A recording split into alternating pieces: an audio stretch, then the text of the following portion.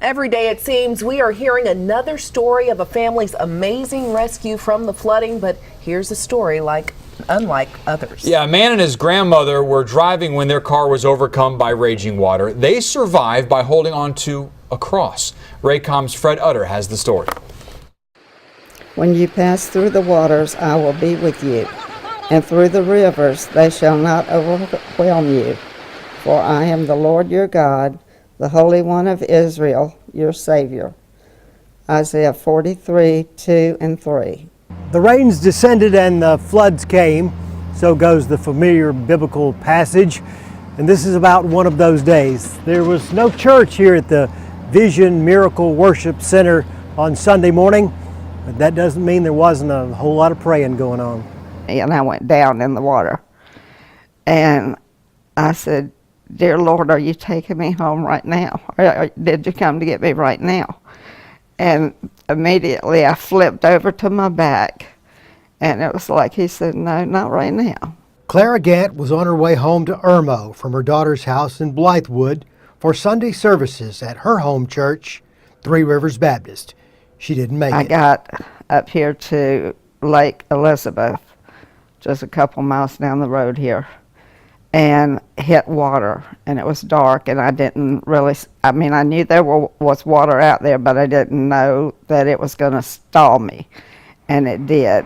And then I called 911 and couldn't get through, couldn't get anybody, so I called my son-in-law, and he said they would be right there. And by the time they got there, and they were on the phone with me the whole time, but my car shifted and went backwards down into a field. There was a little church right there, and there was where my car stopped was right beside a huge red cross, and I was literally after I got out of the car, holding on to the cross. I was clinging to the cross, literally. Travis Ketching's wife woke him up early Sunday morning. His mom had called. His grandmother was in trouble. They told me to bring rope, so I got 2 ratchet straps out of the back of my truck. With some rope and straps and a harness from a deer stand, Travis arrived and went in after his grandmother.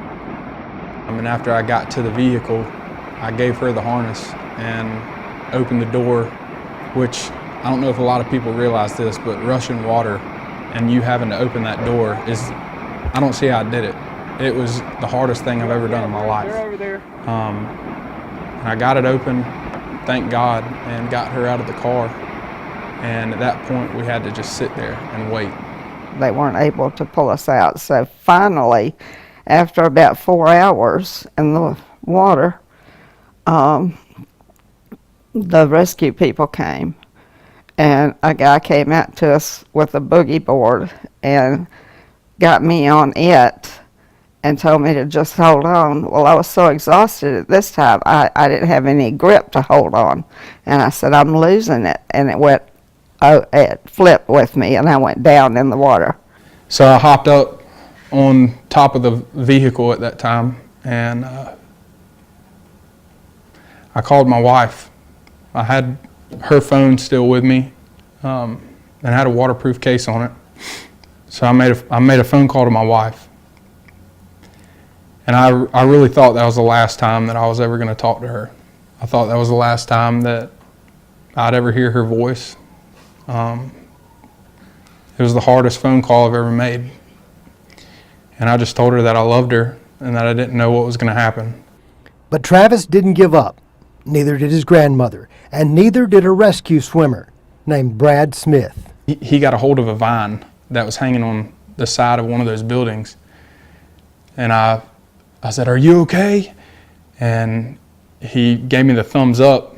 And then I said, "Can you see her?"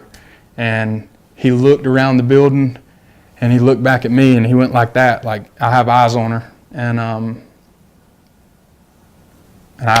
And then he let go of the vine and actually swam towards her. Jesus is my Savior, and this story is not about me. It's about what he did to save me.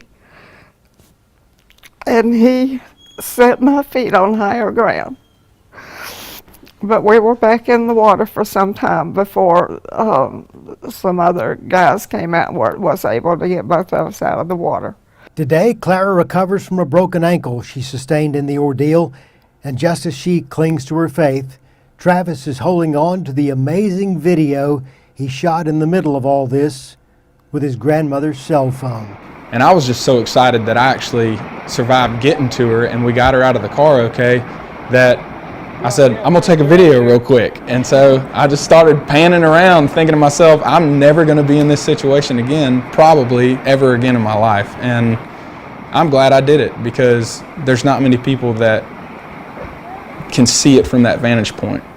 It might seem as if the word hero gets tossed around a little too much in times like these, but not here, not today, and not Sunday morning in Blythewood, South Carolina. For the Raycom News Network, I'm Fred Hunter.